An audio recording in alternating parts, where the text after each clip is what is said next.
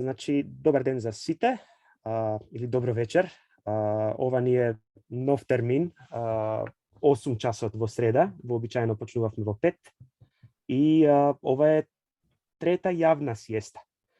Овој пат гостин ни е Кристијан Фидановски, моментално докторант на Оксфорд, а со нас на Zoom се уште неколку членови на сиеста заедницата, кои што, како што ќе поставуваат прашања и ќе ни се представуваат, па на тој начин ни ќе се запознаеме малку подобро. Во секој случај, многу ми е драго што сме денеска тука со Кристијан, меѓу другото и затоа што на Кристијан денеска му е роден ден. Така што, Кристијан, среќен роден ден и фала ти што реши нас да го прославиш. Фала за поканата. Како ти помина денот? Дожливо, доста типично за Англија. Денеска се потврди ептен стереотипот баш на мојот роден ден. Од Сабајле практично скоро немам излезено од дом. Си имал ли сончев роден ден у последно време? Сум имал, да, ја последнава година сум само тука, така што. Така. Па малку и ќе ни кажеш за другите родендени каде ги имаш славено. Знам дека доста имаш патувано. Кажи ми малку прво за периодот во Македонија. До кога беше тука и каде беше во гимназија, евентуално студии? Па да, јас се уште имам проблем со тоа да се сметам себе си за диаспора, иако долго време веќе сум надвор, затоа што сепак сум роден и пораснат на некој начин во Македонија. Јас до 16 години живеев во Скопје. Потоа, последните 2 години од средно образование ги завршив во Италија, на едно меѓународно училиште, Светски обединети колеџи, кое што ќе искористам прилика да го спомнам, бидејќи натаму може од Македонија да се аплицира и е стварно одлична прилика.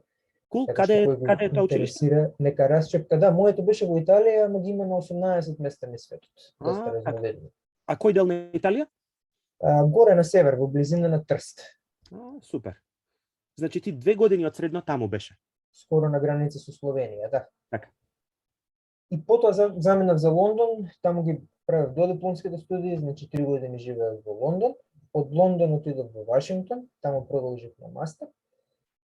Политиколог сум у суштина, ама ги викаат источноевропски студии. Значи, политиколошки студии кои што се сепак доста интердисциплинарни, има и елементи на економија, на социологија, на јазици, култури. Источна Европа, за жал, на запад многу често се сваќа како Русија и по нешто малку за остатокот од регионот, ама имаше доста фокуси на Балкан, посебно во мојот случај. Така што во Вашингтон после живеев уште 2 години, на магистерски во истата област и потоа се вратив. Каде беше во Вашингтон? Тоа беше на Џорџтаун? На Џорџтаун, да, на нивната катедра за меѓународни односи. Кул. Имаше некои други наши луѓе таму во твое време? На Џорџтаун не. Во Вашингтон општо имаше многу и имавме наша диаспорска организација која што мислам дека се уште постои, Форумот за демократска Македонија. Требаше да биде една прогресивна верзија на диаспората, малку да се промени имиџот за иселениците во Македонија. Не знам колку успеавме во тоа, но беше одлично дружење во секој случај. За кој период зборуваме? Тоа е касни 2010? Да, 2017 до 2019. Турбулентни години во Македонија. Така. Кажи ми малку за професијата. Рече дека си политиколог. Тоа претпоставувам значи си студирал политички науки. Да. Колку е тоа оксиморон? Дали можеме да кажеме дека политиката е наука? Дали научниот метод може да биде применет на политика? Политиката само по себе дефинитивно не е наука, таа си е нели процес. Сите односи на моќ во општеството се политика. Значи, многу често ја сваќаме формално, не само ние во Македонија, туку во мејнстримот, општо во светот, политика се доживува како нешто што мора институционално да се одвива, влади, премиери, председатели. Всушност политиката е насекаде околу нас, значи сите односи на моќ во општеството би спаѓале во таа категорија и политичките науки едноставно ги проучуваат тие процеси. Така. А колку може да дадат предвидување? Значи, дали може да збориме дека политичар може подобро нели да направи хипотеза и да ја валидира или да ја фалсифицира таа хипотеза, што нели е тој критериум за фалсифибилност на науката? Да, па идеално би требало да може. Сега нормално, повеќето политиколози во академската фела се многу внимателни во своите прогнози и обично нивните анализи се покорисни од после, па може би да се примени за некоја идна ситуација. меѓутоа во суштина би требало да биде возможно. Практично не сме ништо поразлични од барем сакаме да мислиме дека не сме ништо поразлични од другите научници во други науки. Не се сметаме генерално барем за уметници, се сметаме за научници. Сега единствената најголемата барем разлика е што најдобриот политичар, мислам, не мора да биде политиколог. А и добриот политиколог многу често испаѓа дека и не е добар политичар, имало такви случаи. Така. Јас знам дека има големи напори да се квантифицира некако политичката наука, дури на времето близок пријател Навид Хасанпур работеше докторат на Стенфорд од електро и потоа продолжи со уште еден докторат по политички науки на Јејл. И се обидуваше да применува некои квантитативни методи, значи се обидуваше да користи Твитер статистики за да може да предвиди одредени случувања и како ќе еволуираат настаните, посебно во тој период на обојните револуции. Гледам дека сега има еден друг тренд, а тоа се prediction markets. И конкретно постојат некои како не знам Predicted Metaculus, каде што се обидуваат политиколози, експерти да даваат предвидувања за ситуациите што ни се случуваат во моментот. Дали си запознаен со ова? Дали знаеш за некои кои што не знам се супер предикторс кои што успеале и ова моментална криза да ја предвидат?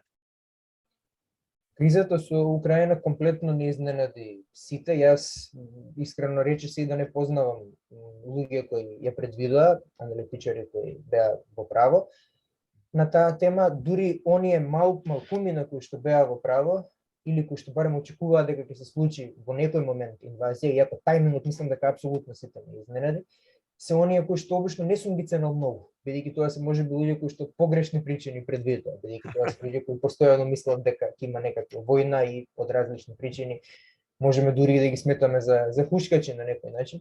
А како така погрешен саат два пати во денот е точен, нели? Баш така, да.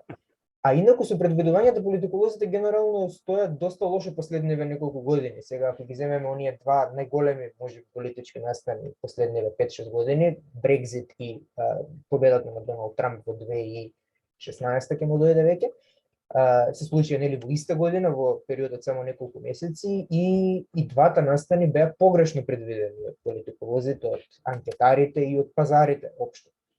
Затоа и беа толку дисруптивни, да речем, бидејќи и за Брекзит и за Трамп дури неколку процентни поени со голема сигурност предвидувачите практично укажуваа на спротивниот исход. Така. И да, имаш право, значи јас одма отидов на овие prediction markets, меѓутоа ние ги имавме оние 538, Nate Silver кои што се обидуваа некако да ги стандардизираат политичките полови и да дадат предвидувања. Со Обама беа изворедно прецизни, за потоа со Трамп комплетно да Да, Нейт Силвер е одличен ресурс, мислам, неговиот подкаст и неговите книги на оваа тема. Главниот проблем со Трамп и со Брекзит, се тоа веќе и одамна беше, ама главниот проблем беше што се вреднуваа исто мислењата на сите испитаници во анкетите без разлика на возраст. Така. Во меѓувреме анкетарите сфатија дека треба да прават посилен weighting, односно да го земат предвид фактот дека младите испитаници помалку е веројатно дека воопшто ќе излезат на избори. Така што тие можеби во големо мнозинство ќе кажат дека ќе гласаат за прогресивната опција, но ако воопшто не се појават на крајот на избори, џабе. Сега па можеби се оди во обратната крајност, премногу се прави тој weighting, но добро е да има некакво прилагодување. Така. Cool. Фала за вака по широкиот пристап до темата. Мислам дека полека можеме да се движиме и кон твоето поле на експертиза. Тоа е дека ти си политиколог, меѓутоа истражуваш демографија. И конкретно се занимаваш со проучување на пронаталитетски политики во Источна Европа. Кажи ми малку како овие теми комуницираат меѓу себе. Како од политиколог во ова поле на истражување? Па да, кога зборувам со колеги и со пријатели од природните науки, ќе им кажам дека сум променил област за докторатот, ми велат многу далеко си отишол стварно од политика на социјални политики, на таква катедра сум моментално, Social Policy Department. Види, работата е што јас кога бев на магистерски во Вашингтон се презасети под оние големи прашања геополитички, Америка, Русија, Трета светска војна и така натаму. Се поврзува и со претходната тема што ја имавме, значи тие хушкања, тие многу драматични, сензационалистички пристапи кон анализите ме обесхрабрија да продолжам да се специализирам во областа на меѓународните односи. И реков, ако продолжам на докторат, ќе мора тоа да биде на некоја внатрешна тема, значи некоја домашно политичко прашање. И би било исто така се помисли добро да се префрлам на анализа на политики, наместо на политика или политика со големо П, како што некои викаат, бидејќи на крајот на криштата политиките се најчесто тие кои навистина прават разлика за животот на просечниот човек. Така што се почувствував дека таму ќе бидам покорисен. Исто така сакав да одберам некоја тема која што не е кој знае колку експонирана во јавноста, значи за наталитет не е баш дека зборуваме секој ден, но и не е неважна тема. Значи сакав да најдам нешто што ќе биде доста ниш, што велат на англиски, нели? Значи некоја доста ограничена тема каде што ќе можам да градам експертиза без постојано да бидам во очите на јавноста, без да се очекува од мене да давам некои редовни прогнози и така натаму, но сепак да е тема која што очекуваме во демографијата дека како што ќе поминува времето ќе станува се поактуелно и поактуелно. И мислам дека тоа и се случува, значи не само во регионот каде што ти си заинтересиран, меѓутоа и во глобални рамки. А и можеби од неочекувани правци. Значи јас многу често, посебно меѓу моите пријатели, слушам дискусии за тоа дали воопшто треба да се има дете. Што оди некако сосема контра сите светски трендови досега. Пред да стигнеме до тоа државите што прават на оваа тема, што да им кажеме на луѓе што размислуваат, дали е етички да се има дете во овој момент? Добро, јас тука од позиција на некој што се уште не е родител, не знам колку сум повикан да го одговорам тој дел, но за мене секогаш подобната точка тука зависи што има загриженоста, нели, бидејќи велиш дека во последно време повеќе забележуваш дека луѓе се скептични, тоа што јас го слушам многу често од луѓе што не се демографи, не се занимаваат со демографски теми, е оној страв поврзан со климатските промени, кој што е многу валиден страв, тоа е секако големото прашање на нашето време, така што јас самиот сум многу загрижен за климатските промени, за глобалното затоплување, меѓутоа тоа според мене не треба да биде валидна причина за некој да нема дете, бидејќи постојат многу по-ефективни начини да се справиме со климатските проблеми. Најважно сега диверзификацијата на енергетските извори, а бројот на жители не го детерминира директно степенот на климатски промени и брзината на климатските промени. Така што, барем на запад, тоа е многу често помеѓу младите, за ова има и анкети, не е само анекдотално. Значи, кај младите тоа е многу често таа анксиозност за иднината пред се од аспект на климатските промени. Сега дали ние со тоа што ќе имаме дете само придодаваме на тој проблем, јас би рекол дека тоа не треба да биде најголемата грешка. Така. Сега да одиме на државно ниво. Дали државите сакаат да имаме деца? И ако да, зошто? Пред да преминеме на државите, да ги погледнеме овие неколку слики што ги подготвивме. Можеби така да почнеме, бидејќи за да видиме што прават државите, добро е прво да ја согледаме големата слика, што се случува воопшто со популацијските трендови. Одлично, јас ќе споделам сега екран, ти ќе ми кажеш што би сакал да покажеш, да одиме со првава слика, предпоставувам. Може, поред, да. Така. Супер, ете се гледа. Да, бидејќи мислам дека ако не знаеме во која насока одат популацијските трендови, не можеме ни да ги анализираме политиките што се преземаат по ова прашање. Така да еве една многу глобална слика за демографската состојба историски, но и денес, а и неколку децении во иднина, значи ова се проекции кои што секогаш треба да се земаат нормално со доза на резерва. Ама што е тука приказнато? Значи, светот расте од аспект на население. Ќе продолжи да расте, барем уште некое време, и расте практично веќе со векови доста вртоглаво, како што можеме да видиме. Значи, пред 1700 година, нема да навлегувам во детали, јас и не сум историски демограф практично, меѓутоа важно е да се спомене дека низ историјата, демографски гледано, тоа е една многу монотона, дури издодавна приказна, бидејќи светот расте многу бавно, многу постепено, дури во време на големи катастрофи, биолошки, политички, така натаму, стравот бил дека човештвото ќе изумре. Значи, никогаш луѓето не се плашеле од преголема населеност, но ете постепено, а во последните неколку векови, посебно 19-тиот и првата половина од 20-тиот век, и не толку постепено, односно прилично рапидно, светското население почнува да расте. И го гледаме шпицот дека е во 1968, мислам дека стои овде, да, тогаш со најголема брзина расте популацијата. Сега малку е можеби збунувачки овој графикон, бидејќи популацијата се уште расте, значи фактот што од тогаш па натаму отиде надолу, тоа само значи дека помалку брзо расте, меѓутоа се уште се зголемува бројот на жители на светот. Ние го викаме inflection point. Inflection point, точно, да. Сега, многу интересна годинава 68. Што се случило? Контрола за birth control, 68-шки протести, што е тоа што направило ваков драстичен пик? Добро, да, секако годината е практично случајна, значи тоа ќе се случило во некој момент, дали 68, дали 70 некоја, без разлика. Идејата е дека како што светот се развива, значи пред се однесува на државите во развој, во најголем дел од нив во Азија и во Африка, тие беа државите кои што најмногу ја држаа бројката висока. И се уште се тоа државите кои што ја држат бројката висока, меѓутоа кај нив почнува да опаѓа наталитетот денеска, а во тој период што го гледаме таму, Источна Европа, еве на пример, се уште имаше доста висока стапка на наталитет. Повторно ќе речем, зависи од држава до држава, но тогаш почнува да паѓа. Во Западна Европа до тој момент веќе е опаднат наталитетот драстично. Така што можеме да ја доживуваме како некоја пресвртница, и сакам да кажем дека иако се уште светот расте, иако побавно, полека треба да се префрламе од таа наша загриженост за преголема населеност кон потенцијална загриженост, иако луѓе се загрижени од различни причини, и тоа е дел од проблемот, не се сите тие причини валидни, меѓутоа загриженост за премала населеност или предсе за брзо старење на населението, бидејќи се менува драстично и возрастната структура на планетата. Така, во тој период, значи тука негде 40-50 се појавуваат и тие загрижености дека влегуваме во некоја малтузијанска замка, дека ќе имаме препопулација, а тука некаде и Кина политиката на едно дете. Кога Кина започнува со таа политика?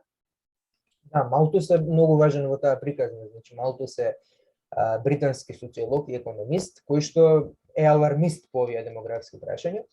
И сега, еве ќе го искористам Малтус за да спомнам тука дека за демографија навистина сметам дека е важно да се има и малку друштвењачки мајндсет, да се размислува како општествен научник, бидејќи Малтус, сега не сакам да ја тривиализирам неговата работа, но Малтус и неговите следбеници ден денес има неомалтусијанци.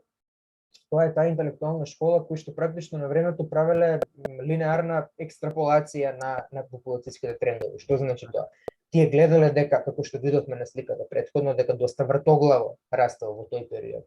Во тој период светското население растело доста вртоглаво.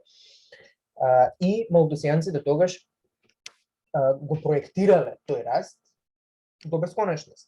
Идејата е дека се исплашили и навистина доколку продолжал со тоа темпо растот, навистина многу брзо ќе станал бројот на жители на планетата неодржив. Меѓутоа, друштвењачкиот мајндсет не налага да ги гледаме и другите работи, како социоекономската ситуација, бидејќи како што кажав, како што спомна и ти, како што државите се развивале, така почнувале да обезбедуваат многу подобро контрацептивни средства, но и пошироката слика, како што државите се развивале и се урбанизирале, како што луѓето почнувале да се селат во градовите, значи веќе не им требале деца кои што ќе им работат на нива за да имаат 6 или 7 деца.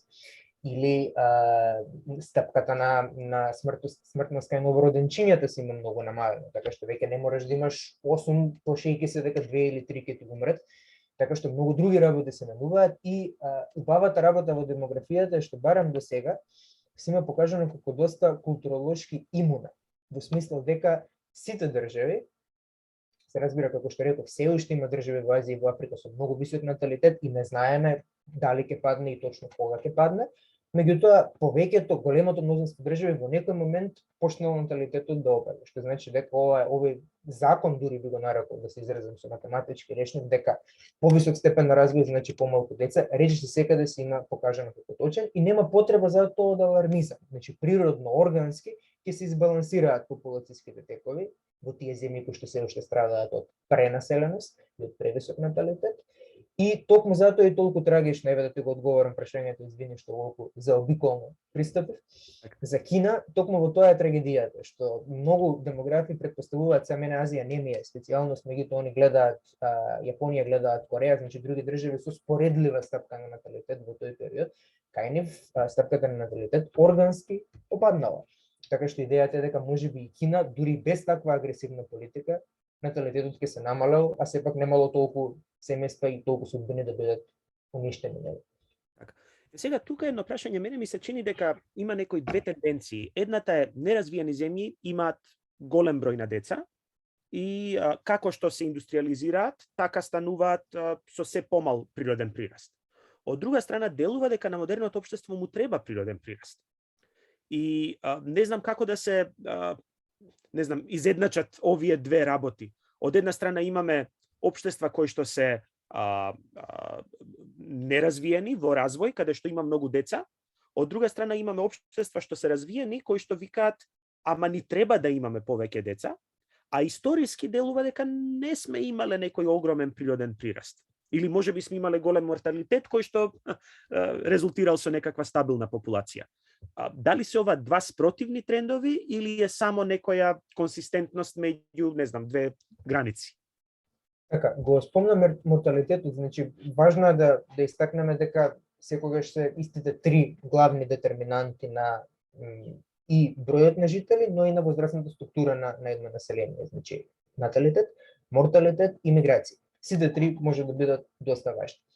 Морталитетот историски играл голема улога, денеска бидејќи во повеќето држави, освен во најнеразвиените, морталитетот е релативно сличен, не игра толкова улога бидејќи разликите во наталитет се поголеми отколку разликите во морталитет. Миграциите секако исто така се страшно различни во различни региони и тука можеби можеме да ја дзирнеме и третата слика, мислам беше. Да.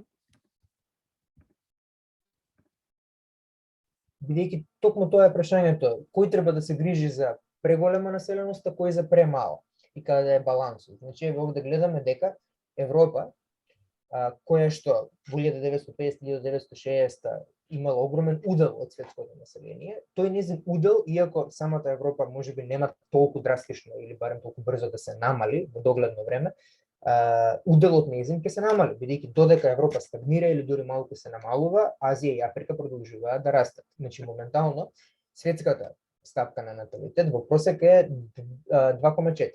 Значи повеќе од 2 деца по семејство. Стапката што е потребна за така наречена замена на населението, replacement rate, е 2,1. Значи светот во целина се уште е над таа стапка.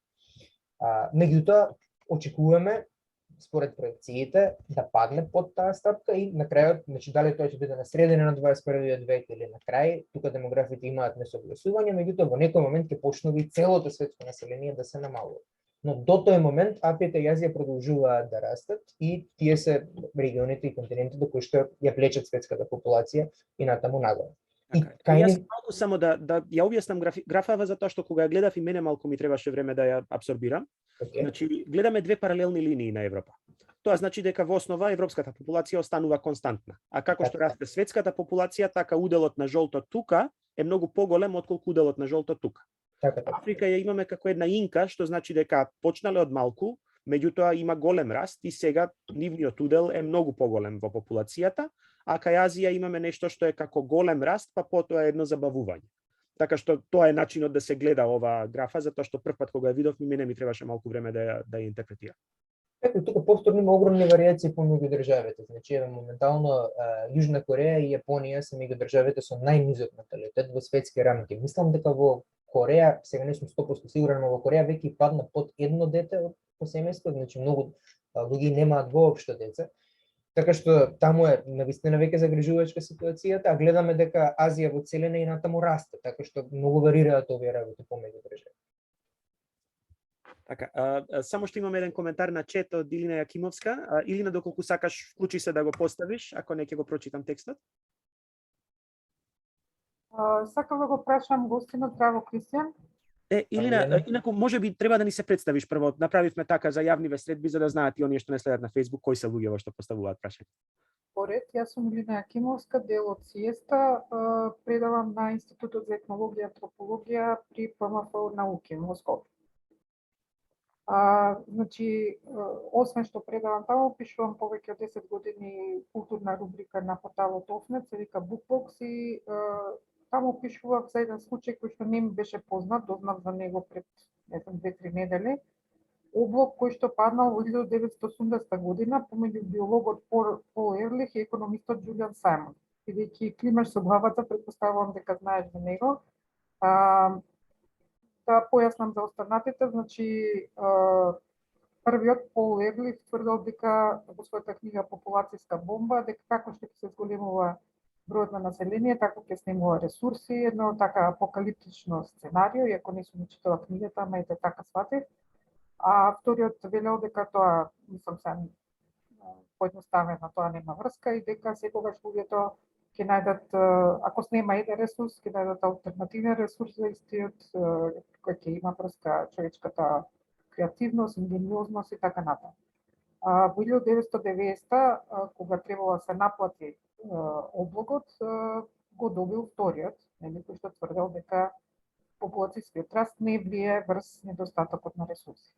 И сега смешното е, јас го имам и скенот од оригиналниот чек, дека Пол Ерлих му испратил чек, меѓутоа не на $1000, туку на 596.7, например, бидејќи ја пресметнал инфлацијата која што сепак во меѓувреме се случила и на тој начин така ја намалил болката, нели, од губитокот на облогот. Сега моето прашање по-конкретно е дали денеска би се нашле двајца вакви научници кои што би се обложувале на ваква тема, или ова прашање е веќе апсолвирано во твоите кругови, така да речам. Ова е одлично прашање. Благодарам многу, Илена. Знам за облогот, не знаев за ова со инфлацијата и дека Пол Ерлих практично пробувал да се извлече на крајот. Не знаев за епилогот практично, но јасно е дека Пол Ерлих не бил во право. Тој е автор на една книга што се вика Популацијска бомба, која што со таков сензационалистички наслов на времето има предизвикано бум во американската, па дури и во светската јавност, бил гостин на сите ток-шоуа, го канале постојано.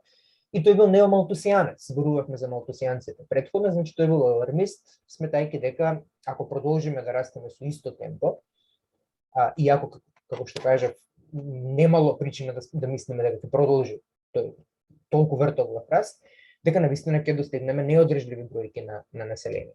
Економистот размислувал, сега извинете за стереотипите, меѓутоа во овој случај се точни, економистот размислувал малку по-општествено и ја гледал и по широката слика. Таа корелација со развојот за која што зборува претходно, дека како што општеството напредува целокупно, дека наталитетот паѓа и проблемот со пренаселеност тоа станува помалку изразен. Сега тука има уште еден елемент за кој што јас не сум најповикан да зборувам, меѓутоа има врска со храна и со начинот на одгледување на аграрни површини, бидејќи тоа е било дел од нивниот облог, односно иако Пол Ерлих бил биолог и тој најдобро и требало да го знае ова, погрешно ги проценил технолошките пронајдоци во областа на процесирањето веројатно на храна. Навистина не е ова во мој домен на експертиза, меѓутоа идејата била дека ресурсите не се нели ограничени, дека дури да остане иста популација, дури да не продолжи да расте, дека ќе изедеме целата храна што имаме, а потоа кога сме научиле многу подобро да ги користиме ресурсите за храна што не се достапни од природата, дека и тој дел од таа алармистичка перцепција за популацијските трендови испаднал неосновен. Сега во однос на вториот дел од прашањето, каква е ситуацијата денес? Не мислам дека ќе имаме ваков облог повторно, бидејќи не се толку големи разликите во проекциите. Значи сите сериозни демографи и експерти на темава имаат, како што реков претходно, несогласувања, но тоа не се големи несогласувања. Значи сите се согласуваат дека нема утре светот да престане да расте. Значи ќе продолжи да расте барем уште неколку децении. Сите се согласни дека во некој момент ќе престане да расте. Сега прашањето само е кога, и тука можеме Никола извини се вака, ама втората слика ќе му дојде. Бидејќи на неа баш добро е визуелно прикажано. Супер, да. Значи, тука гледаме дека тоа се од различни меѓународни агенции. Обединетите нации обично се најголемиот авторитет на темата. Значи, нивните проекции обично најсериозно се сваќаат. Сега не знам од овие три која беше нивна, а која на други организации, меѓутоа, една од проекциите вели 2060, значи во животниот век на повеќето од нас, што сме во повеков, ќе престане да расте населението, некои викаат 2080, некои викаат 2100. Значи, зборуваме за разлика од неколку децении. И повторно, тука најважни се разликите на ниво на држава и на ниво на региони. Во некои региони веќе главната загриженост со право е за премала населеност, а во некои натаму се исплашени за преголема населеност. Фала ти. Мислам дека може полека да одиме кон денешницата. Значи, ете сме во таа ситуација во која што некои земји имаат голем природен раст, некои немаат. И имаме некои земји кои што сакаат да го стимулираат тој наталитет и тука веќе доаѓаме до тие пронаталитетски политики. Кажи ни малку за твојот интерес и за трендовите што ги гледаме во моментот во светот, во Европа, па во Источна Европа. Да, па јас се преориентирав на темава бидејќи може да се спои со политички науки, бидејќи има силна политиколошка компонента. Дефинитивно наталитетот е нешто околу кое што конзервативните политичари, најчесто конзервативните политичари, меѓутоа не мора да значи, ќе видиме, може доста лесно да собираат политички поени. На македонска публика нема потреба тоа да ја го објаснувам, бидејќи ја памтиме сите политиката на трето дете и колку беше доминантна во дискурсот на ВМРО ДПМН по тоа време. И во многу други држави, значи затоа реков уште претходно дека од различни причини се луѓето загрижени за наталитет. Политичарите многу често цинични, ако сакате, причини се загрижени, иако има и социоекономски причини за загриженост. Сега, мислам дека се уште не е нискиот наталитет во топ 10 дури би рекол приоритети политички, меѓутоа оди нагоре, дефинитивно оди нагоре. И тоа е поврзано секако со самите стапки на наталитет. Можеме да ја видиме еве таа слика каде што го прикажувам наталитетот на ниво на Европа. Веќе спомнав и претходно, секаде е низок. Значи Европа како еден од најразвиените континенти веќе во целина има паднато под, тоа е оваа слика, да.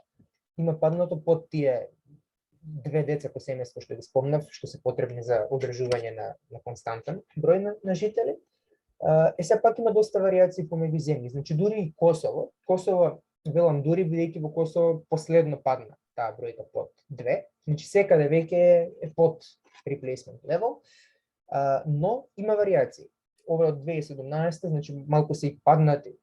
Тогаш посебно во време на пандемијата, тоа е исто еден интересен податок дека светот може би загуби повеќе, не повеќе, но од прилика подеднакво толку многу неродени животи, отколку што вистински животи загуби за време на пандемијата. 15 милиони бебиња помалку се родени на светско ниво. Претпоставката за смртните случаи, бројот на официјални смртни случаи е понизок, меѓутоа некои претпоставуваат 20 милиони, така што тука сме негде чисто како едно. Ова е фасцинантна бројка. Не бев свесен дека е направена таква проекција, многу е логична, нели? А и што ни умреа луѓе во него, нови луѓе што не направивме, оти бевме дома затворени. Така, сега обично се плашам да изразувам таа теза на таков начин, бидејќи луѓе погрешно ја сваќаат, ме доживуваат како pro-lifer и сето тоа, мислам јасно ти е. Но сепак мислам дека е интересно. И што сакав друго да кажам. Да, на почетокот на пандемијата очекувањата барем во мејнстримот беа спротивни. Имаше оние сензационалистички наслови, можеби се сеќаваш, ќе има локдаун, луѓе ќе седат дома и ќе има повеќе беби. Меѓутоа се разбира, демографите не беа изненадени, бидејќи одлуките за имање дете се многу покомплексни од тоа. И така, добро, да се вратам на сликата. Значи, како што реков, големи варијации во Европа. И тука нашиот регион, Источна Европа, е уште позагресен. Значи, да ја објаснам мапата, зелено е добро, значи затоа Велика Британија, скандинавските земји и некои други западноевропски држави. Како е можна Велика Британија? Дали е емиграција или е стварно интринсички природен прираст? Па, што е тоа интринзички природен прираст, меѓутоа да, миграција игра голема улога во Британија. Така. Во Франција традиционално е висок наталитетот, гледаме и на мапата, делумно и поради наталитетски политики. Во Британија нема пронаталитетски политики и никогаш немало. Британија секогаш се декларирала како антинаталитетски настроена држава или поточно нон-наталитетски настроена, без да, значи државата не се вмешува во нешто што го третира како индивидуален избор на луѓето. И како што гледаме, југот и истокот се во најлоша ситуација. Значи, Италија, Шпанија со најниски стапки, Источна Европа исто така, иако и тука има некои мали разлики. Сега главната разлика всушност е од аспект на политиките и на тоа ќе се префрлиме понатаму. Значи, иако од аспект на бројките, човек би очекувал и во Јужна Европа и во Источна Европа да има силни пронаталитетски политики, моментално ги гледаме пред се, па дури рече се исклучиво на истокот. Така. дали има уште некоја слика што би сакал да ја продискутираме сега? Па може и оваа претходнава, да. Кога реков дека има и сега тоа малку звучи нормативно, можеби не требаше така да се изразам, но кога реков дека има валидни причини да се биде загрижен за наталитет, под валидни во наводници обично мислиме на ова, значи социоекономски причини. Тоа е овој old age dependency ratio кој што покажува колку стари луѓе има во населението во споредба со работоспособната популација. И гледаме дека во земји како Италија, Грција, Бугарија исто доста лошо стои, дека таа бројка е доста висока, тоа се најтемно плавите држави на оваа мапа. Демографите обично велат дека треба да биде околу 25. Значи, што значи тоа? Да има по еден стар човек на четворица луѓе работоспособни кои што ќе му плаќаат пензија. Сега тоа многу зависи од како е организиран самиот пензиски систем, нели? Меѓутоа, генерално тој сооднос се зема како идеален. Некои држави веќе го имаат надминато и источноевропските тука стојат релативно добро. Значи тоа се обично посветло, освен Бугарија и неколку други исклучици, тоа се посветло плавите држави на мапата, бидејќи кај нас не многу, но барем неколку децении подоцна почнал да опаѓа наталитетот. Така што ние се уште имаме некоја фора, еве така да се изразам, но трендот е јасен, одиме во ист правец. И наталитетските трендови на другата слика што ја гледавме претходно, тоа јасно го покажува. А за механизмите, значи гледаме дека Италија, Франција се кома исти како Бугарија и Грција. Претпоставувам дека механизмот е сосема различен. Бугарија и Грција тоа е повеќе емиграција, луѓе што ја напуштаат земјата. Да, па секогаш Италија е повеќе што не сакаат да имаат деца. Така, да, Бугарија нема толку низок наталитет споредба со некои други држави. Мислам дека беше 1,50 и нешто, во Босна и Херцеговина 1,3, така што така.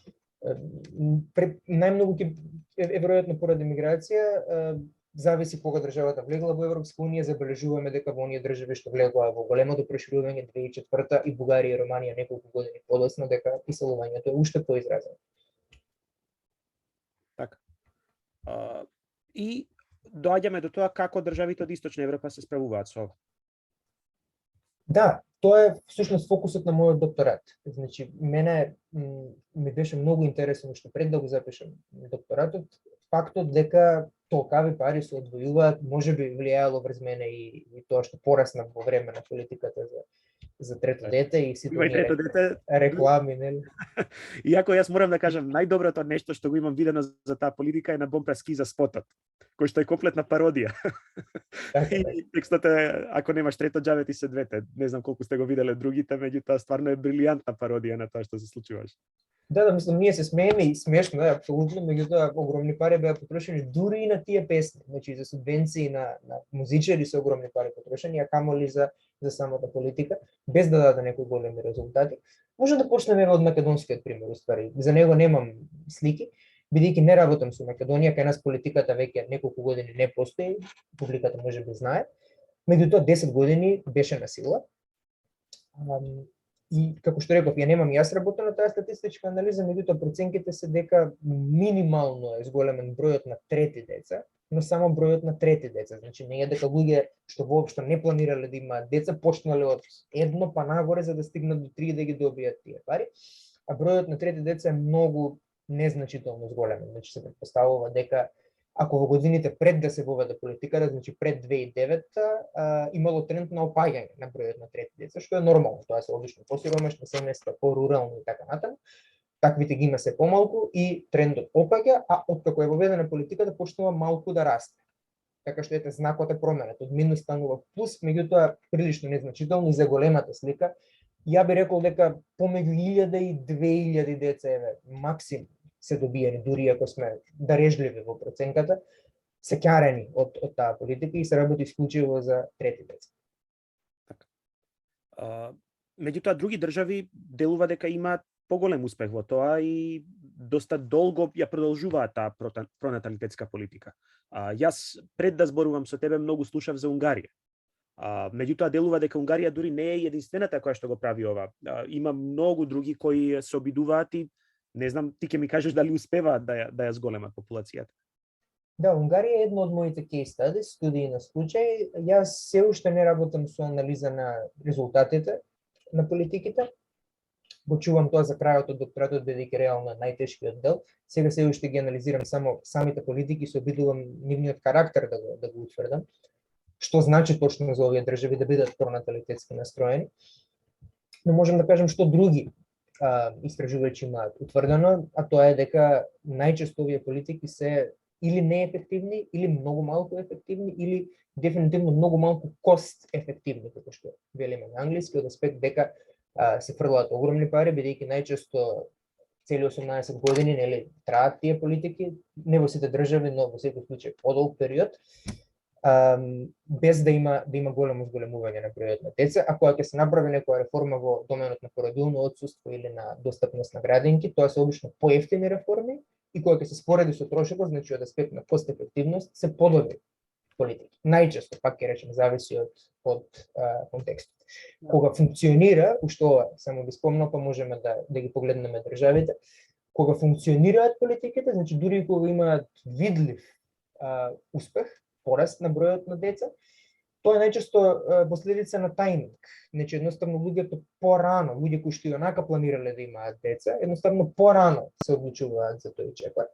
Што значи дека вкупниот број на деца повторно не се менува, ама ако политичарите покажуваат статистики од само неколку години по воведувањето на политиката, на пошироката публика ќе изгледа дека ете навистина функционирале политики.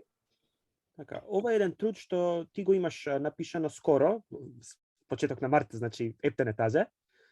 И читајќи го сватив дека е многу убаво разграничено кои се различни политики. Значи некои се сведуваат на кеш, некои се сведуваат на child care, значи на грижа за децата, и некои се сведуваат на породилно отсуство и за едниот и за другиот родител.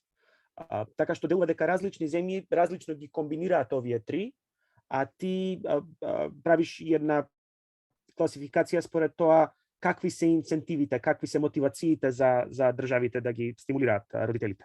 Ова се 10 држави што ги анализираш и ги групираш во 3 категории. Можеш да ни кажеш малку за тоа? Да, може би подобро сликата да ја цирнеме, а не од текстот, каде што беше табелата, мислам дека па посебно те има испратено. Да, во сликите можеш да најдеш најнапред. Добро, еве, да, така. Супер. Јас наблюдувам 10 држави. Не се сите од Источна Европа, но најинтересните, како што ќе видиме сега за секунда, се.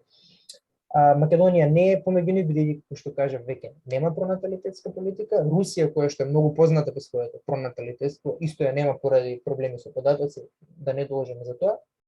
Но што има заедничко на сите овие 7 земји? Сите се декларираат формално барем како пронаталитетски настроени.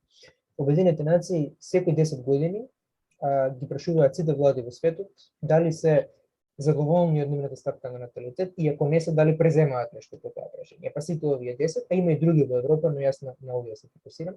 На последното такво истражување, изјаснување од 2015 имаат кажано дека имаат некаква пронаталитетска политика. Сега, што ми е мене интересно, значи ова не е целата слика, бидејќи јас ги гледам само детските додатоци. А рековме веќе има и многу други фактори, меѓутоа ако ги погледнеме само детските додатоци, забележувам дека голем дел од овие држави прво се обидуваат да даваат што е можно повеќе пари. Тоа е прилично интуитивно, нели? Меѓутоа, бидејќи ова се скапи политики, само кај некој од нив е драстично зголемена вкупната сума. Кај некој од нив, посебно за посиромашни, значи они најчесто ја даваат истата сума за сите, бидејќи не сакаат да ги делат граѓаните, меѓутоа таа иста сума секако процентуално значи многу повеќе за некој посиромашно семејство, посебно од посиромашни региони, отколку за побогатите. И за тие домаќинства тоа е сршта на мојата анализа. Јас квантитативно утврдив дека понекогаш дури парите што се обезбедени за таа намена ги надминуваат претпоставените трошоци за растење дете во таа област или во таа држава. Ова ретко се случува. Ке можеш ли сега да ни ги објасниш категориите, значи generosity, timing, parity, а и тоа што е extrinsic како модел? Така, па тоа тргна, па ме извини малку заобиколно. Да. Значи тоа е првиот момент, дарежливост, ова што зборував до сега. Лошо звучи преводот на македонски, големината, обемот купен на детските додатоци. Генерално државите, општо зборувам сега во светот, одвојуваат малку за детските додатоци. У просек во Европа се претпоставува дека околу 1/3 само од парите што навистина се потребни за одредено дете, ти ги добиваш од државата. Значи најголем дел од трошоците родителите ги сносат сами.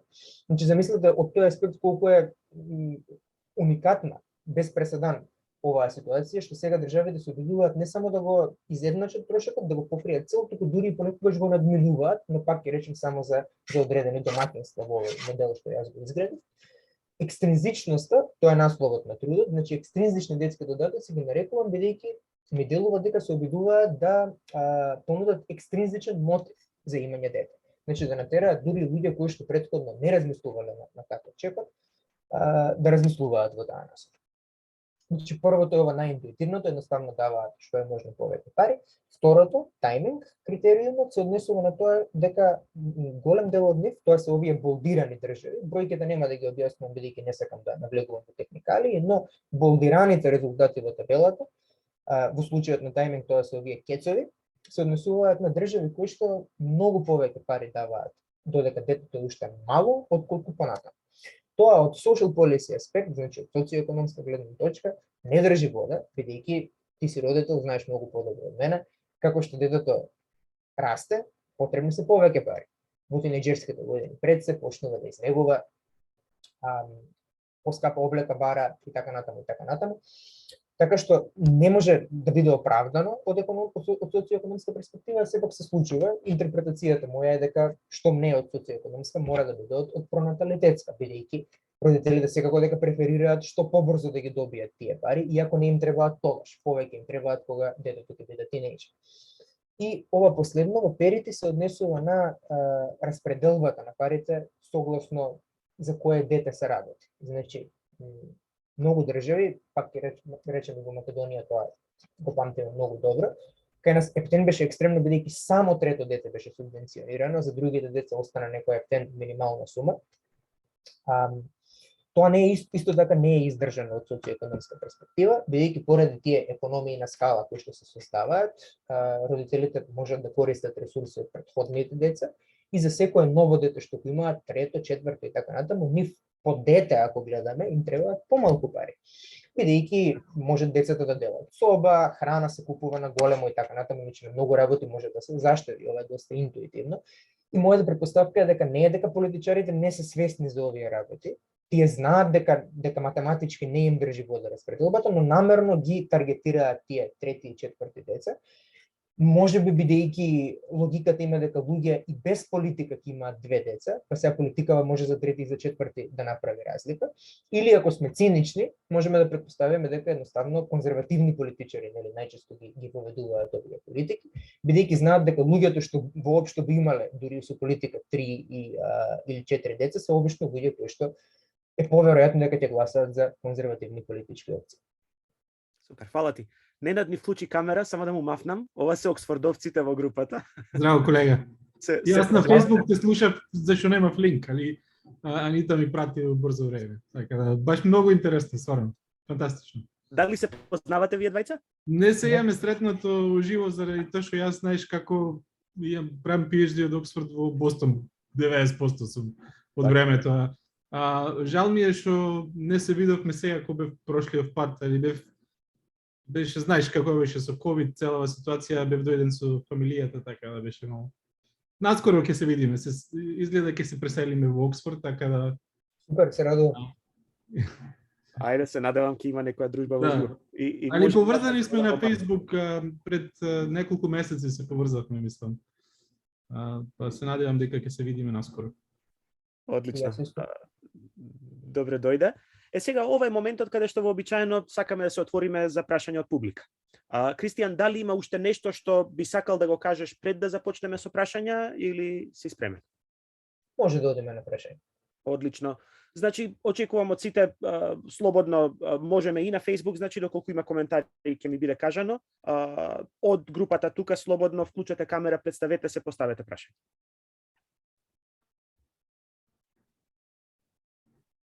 Кристијан, мене ме интересира во овие ситуации каде популацијата на една земја старее и нема кој да плаќа за овие пензии, што може да очекуваме? Какви, да речам, економски промени или какви методи ќе се користат за да се надополни тоа?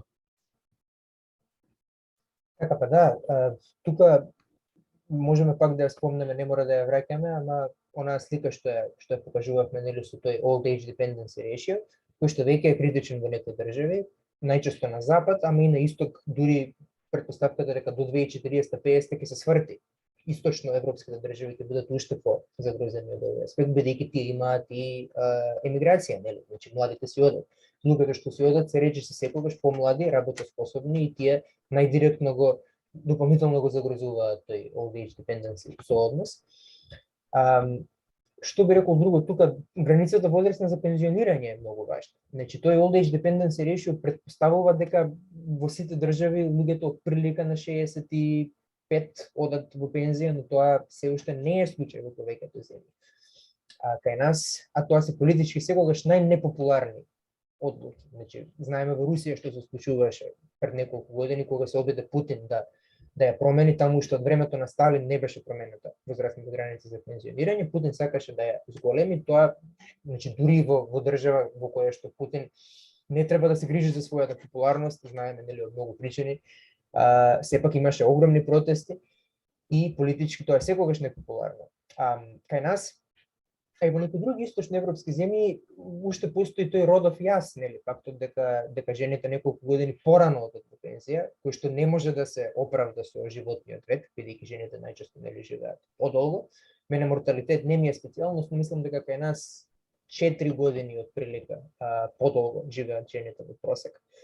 Дијана Спасеновска, инаку докторантка на ЛСИ, се занимава токму со ова прашање, македонка, така што еве чисто ми текна, мала дигресија. Обично трендот сега во Западна Европа е да се индексира возраста за одење во пензија со животниот век. Во Данска мислам дека веќе е така. Значи како што расте животниот век, секоја година се додава уште по некој месец плюс пред луѓето да можат да одат во пензија.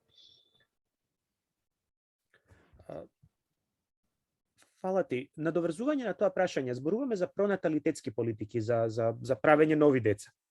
А што за life extension?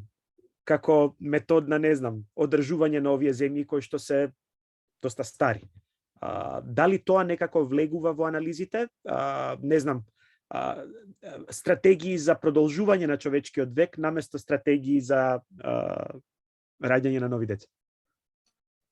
Да, па тука прашањето е, пак ќе речем сега, морталитет не е моја специјалност, ама еве, си правиме муабет на крајот на криштата, значи земете го сепак со доза на резерва. Ама од тоа што имам читано, главната дилема е дали постои биолошки максимум и кој е тој биолошки максимум. Некој велат 120 години, но веќе знаеме дека во Франција жената живееше 123-4, ако не се лажам.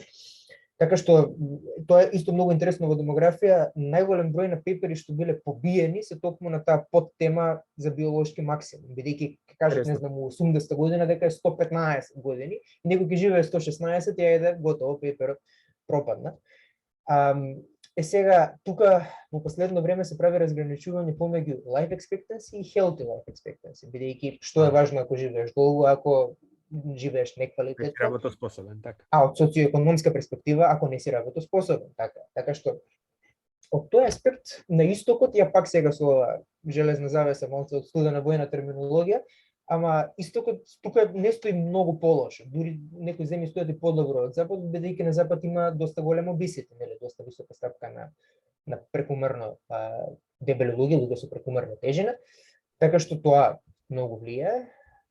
И јазот не е толку голем во однос на таа healthy life expectancy, здрав животен век, отколку вкупно. Вкупно е повеќе проблем кај нас, мислам кај нас во регионот, бидејќи здравствените системи се обично послаби. И пак ќе речем повеќе прашање на политичка волја да се направи тој чекор и да се дозволи луѓето да одат неколку години подоцна во пензија. Се дозволи исто можда погрешен збор, бидејќи кај нас е дозволено, меѓутоа дозволено е и порано да се оди, и тоа е проблемот, значи можеби да се задолжителен праг да се воведе кој што ќе биде малку повисок. Не знам докаде е тој закон во Македонија, ама лани или преклани се предложи чекор во обратната насока. Мислам дека имаше нешто за задолжително одење на 62 години во пензија во државна администрација, што по мене би било парадоксално, кога сите држави одат нагоре со прагот за пензионирање. Во Италија додуше исто имаше таков регрес, популистичката партија движењето 5 звезди пред некоја година исто ги намали границите за одење во пензија, така што не сме само ние, пак ќе речем ова секаде е непопуларно, но треба да се оди во тој чекор и сега прашањето е, ако се отиде во тој чекор, дали навистина тие луѓе ќе бидат способни да работат некоја година повеќе. Значи не е само да се крене возраста. Потребни се политики за нивно активно ретренирање, lifelong education, нели да се биде постојано во образовен процес, да се има можност да се промени евентуално струка, бидејќи ако се работи 50 години, доследно е да се работи цело време во ист сектор. И така натаму. Фала, Христијан. Други коментари од публика? Алек, вклучи микрофон. Да, јас сум кратко прашање. Здраво, јас сум Алек. Ако може да те представиш само, супер. Да, докторски студент на UT Austin по вештачка интелигенција. Моето прашање е, кога зборуваме за ова намалување на растот и стабилизирање популацијата, нема всушност, ако продолжат овие продолжи овој тренд, нема всушност ние да стигнеме да тотално да колабира популацијата за да речеме 300-400 години, или зашто мислиме дека ќе се стабилизира на пример на околу 2, нели fertility rate, кога изгледа дека се стабилизира во 1 всушност, и не знам, не ми изгледа дека се успеше никој од овие опции што ги пробуваат различни држави, и така да не гледам што ќе се смени за 100 години, освен ако со сила не ги тераме луѓето да имаат деца. Така, фала, Алек, супер прашање. Мислам дека имавме на Facebook и уште едно вакво слично прашање, нели, Никола, па таман ќе можеме да ги опфатаме двете. Тука пак зборуваме, нели, за просечна стапка на наталитет на светско ниво. Тоа пак има огромни варијации помеѓу државите, значи дури ние можеме да имаме несогласување за тоа дали ќе падне на 2, на 1,5 или на едно дете, но повторно ќе има големи варијации. Во Јужна Кореја и во Јапонија, како што кажав претходно, веќе е околу 1, така што веќе е доста ниско, Источна и Јужна Европа веќе одиме натаму. Тука во демографијата има несогласување, бидејќи прашањето е дали се овие феномени пред се културолошки детерминирани или социоекономски. Бидејќи ако се социоекономски, ако луѓето сакаат да имаат повеќе деца, но не можат, бидејќи не се задоволни од системот, не можат да најдат лесно работа, ако веќе работат и имаат дете, не можат да ги балансираат семејството и кариерата. Интересно е многу во литературата што доста еден универзален тренд е утврден, значи речи се секаде луѓето сакаат повеќе деца од колку што навистина имаат. Сега тоа е малку и методолошко прашање. Во тие анкети ти можеш да кажеш едно, а утре да правиш друго, но тие бројки во Европа во просека 1,5 наталитетот моментално, во Европска унија 1,50 и нешто, а просечниот desired fertility, значи колку луѓе сакаат да имаат деца, е 2,5. И сега тоа на прв поглед звучи супер, ајде тоа да седнеме, да засукаме ракави, да направиме политики и да го премостиме тој јасот, едно дополнително дете кое што луѓето би имали, тогаш дури би отишли над оној replacement level од 2,1, значи целиот проблем би бил решен. Во реалноста не е толку едноставно, и јас се согласувам со тебе дека ќе оди надоле, тоа го покажа и овие проекции кои што ги видовме претходно. Сега дали ќе падне баш на 1, јас би рекол дека во овој век ќе остане на околу 2 или нешто малку помалку од 2, а подолгорочни проекции од 50-60 години, дури и овие организации UN и останатите што ги спомнав претходно не се основуваат да прават. За нас како држава е многу интересно дали можеби еден ден, тој ден сега делува далечно, ама дали можеби еден ден ќе станеме држава на нет имиграција. Ние сега сме држава на нет емиграција, ретко кои се вселува во Македонија. И тоа се најчесто постари луѓе кои што живееле надвор па се враќаат македонци да се пензионираат во Македонија, а таквите само го влошуваат проблемот од социоекономска перспектива. Меѓутоа еден ден, ако влеземе во Европска унија, тогаш можеби ќе станеме и популарна дестинација за доселеници, хипотетички, нели? Така што тоа многу може да влијае врз демографската слика. Да, само да додадам кратко за тоа што рече дека саканиот број е 2,5. Мене тоа ми звучи малце како wishful thinking од страна на луѓето. Тоа на пример како ги прашуваме дали би сакале да јадете салата следна недела секој ден, и секој ќе рече да се разбира. Ама мислам дека тоа само желба од луѓето што можеби сакаат да сакам 2,5 деца, ама не сакаат на пример целиот напор и сето тоа што доаѓа со имање. Така да повеќе гледам како reveal preferences 1,5 него тоа што велат дека сакаат. Се согласувам, да, се прашањето и кога мериш, дали ги прашуваш кога се, не знам, кога почнуваат да влегуваат во репродуктивна возраст или кога веќе, не знам, на 25, на 30 години и така натаму. Управо си дека има social desirability момент, значи кога те прашува анкетарот дали сакаш да имаш дете, предпоставуваш дека односно барем си мислиш дека одговорот што тој сака да го чуе е позитивен, бидејќи сепак сме општество во кое што и натаму е нормата е да се има дете, и тоа да се имаат и повеќе деца најчесто. Тоа е како за религија, кога ги прашуваат луѓето дали се религиозни, ќе кажат да, а после кога мерат колку често одат во црква, не испаѓа баш дека одговорот е да. Така што управо сема мислам дека има јас. Може би не е толку голем, но има јас помеѓу тоа колку луѓе сакаат да имаат деца и колку навистина имаат, така што ако ги погодиме политиките, ако не се водиме од цинични, конзервативни фактори, тогаш може би може да се направи разлика. Само уште едно кратко прашање. Имаш ли некој suggestion што на пример нена држава не го прави, што ти сметаш лично, не знам, интуиција или со можеби кораборирано со некој податок за дека би било многу добра идеја, но не гледаш ни на држава што пробала да направи нешто такво? Државите биле доста креативни искрено во однос на наталитетот. Така што не можам да се сетам некоја интервенција што не била спроведена, јас сум си ја мислел по дома. Така што не, генерално би посакувал помалку да се монетарно ориентирани политиките, а повеќе да се гледаат овие други работи што ги спомнав, порадолно отсуство, градинки и така натаму. Во Македонија конкретно со градинките имаше проблеми, посебно во време на пандемијата имаше огромни листи на чекање, ама успоредбо со некои други, дури многу поразвиени држави, ние не стоиме така лошо по тоа прашање. За градинките Германија, на пример, беше секогаш негативниот пример во Европа. Сега малку се подобрија последниве неколку години и децении, но порано во Германија, посебно во западна Германија, нормата беше жената ако роди дете да седи дома, да ја напушти својата кариера. Така што тие многу напредуваа во тој домен. Ние немаме многу што да напредуваме, бидејќи веќе е релативно окей, можеби некој што знае повеќе и би ме коригирал за ова, но има држави што стоат полошо од нас по ова прашање. Кај нас мислам дека повеќе се работи за пошироката слика. Значи да се обезбеди општество во кое што луѓето се удобни прво да живеат, да останат во него, да имаат деца кои што не би ги имале на друго место, туку да ги имаат навистина во Македонија, бидејќи тоа е и она демографско ехо кое што потоа се случува, ако луѓе кои што се моментално во репродуктивна возраст се иселат, ги имаат своите деца надвор, тогаш и тие деца ќе ги имаат своите деца надвор и така натаму и така натаму. Фала ви. Сега сме некаде 1 сат, што е идеален период, меѓутоа можеме да продискутираме уште малку, доколку некој има прашање, подигнете рака за да видам, за да ве вклучам. А јас ќе поставам едно што се надоврзува на прашањето на Алек, ама е од другата перспектива. Наместо да зборуваме за тоа дали државата треба да ги смени политиките кон децата, дали можеби постои некој друг политички систем во кој што природниот прираст не е толку важен. Дали потребата од раст на популација е воден од некаков капиталистички мотив да имаш постојано расти на економијата, раст на берзата и постојано тоа да оди со некој втор дериватив што е позитивен. Има ли други системи во кои што ова не е императив? Има ли системи каде што ќе бидеме сосема окей со една стагнација на популација? Да, па дури ако стриктно економски, капиталистички, ако сакаш пристапиме кон проблемот, пак не е јасно дека мора ние по секоја цена да се трудиме да постигнеме 2 деца по семејство.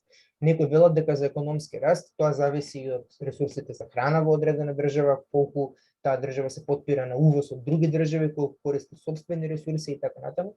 За азиските земји многу често се претпоставува дека окей, не е идеално што имаат околу 1 дете моментално, ама за нив до 1,5 кога би се кренало би било окей, не треба повеќе од тоа. Ама пак ќе речем, има несогласување на темава. Тоа е економски ако гледаме. А ако гледаме по-филозофски, се разбира, мислам, на крајот е индивидуална одлука во прашање. Ќе го спомнам пак моментот со климатски промени, се поголем број луѓе, барем на запад, луѓе кои што се идентификуваат како прогресивни, чувствуваат некоја морална обврска да немаат дете, за да не го влошат тој огромен екзистенцијален проблем со кој што се соочуваме. Иако, како што спомнав на почетокот, други работи се проблем со климатските промени. Значи, ние можеме да се дозволиме и овој број на население што го имаме сега, па дури и малку поголем, доколку подобро ги диверсифицираме нашите енергетски извори и преземеме други политики. Не е перфектна корелацијата помеѓу број на луѓе и колку е лоша климата и целокупно еколошката состојба. Нормално Алек ќе го прати линкот од Скот Александер.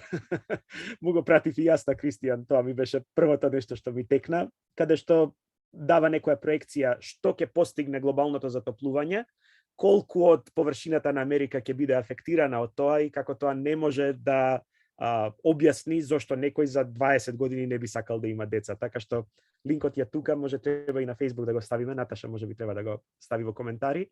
Оти да, ние некогаш многу тешко екстраполираме во иднината. И сепак човечките рамки се многу пократки од рамките на глобалното затоплување. Интересна е она литература на среќа, Happiness Literature, која што разгледува баш, сега тоа се повторно репортирани, нели, бројки, пак се подпираме на репортирани податоци, но луѓето кога се изјаснуваат во анкети дали имањето дете ги направило посреќни или не, најчесто велат или да, или не направи разлика. Многу ретко викаат не направи помалку среќни. Така што еве филозофски, ако гледаме, а не само капиталистички. Може би не е лошо да пробаме да одржиме некоја пристојна бројка на наталитет. Супер, Кристијан, мислам дека ова е многу оптимистички крај на дискусијава. И фала ти многу што ни се придружи. Мене ми беше многу забавно. Се надевам дека и за тебе беше убав начин да го поминеш роденденот. Фала ти на тебе, Никола, и за сите прашања, за целиот концепт и на останатите супер дискусија. Одлично. Фала ви на сите. Ја прекинуваме дискусијата на Facebook, значи благодарност до сите што ни се придружија јавно, а кој сака да остане тука, може и пивце да отвориме и да продолжиме со муавет. Поздрав до сите, се најубаво.